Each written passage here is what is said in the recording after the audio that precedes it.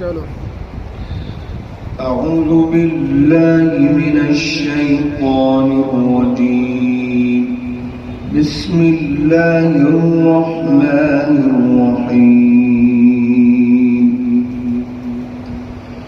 لم يكن الذين كفروا من أهل الكتاب والمشركين منفكين حتى تأتيهم البينة رسول من الله يتلو صحفا مطهرة فيها كتب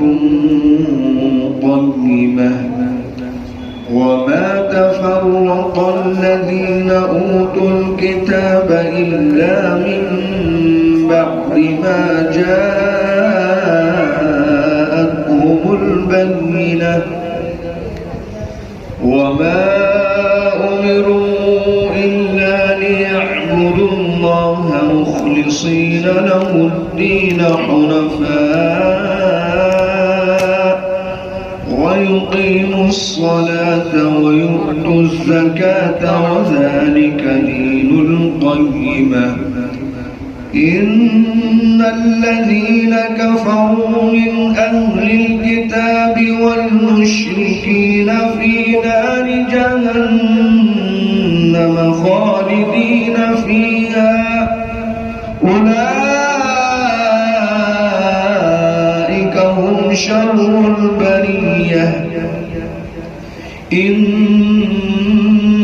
الذين آمنوا وعملوا الصالحات أولئك هم خير البرية جزاؤهم عند ربهم جنات عدن تجري من تحتها الأنهار جنات عدن تجري من تحتها الأنهار خالدين فيها أبدا رضي الله عنهم ورضوا عنه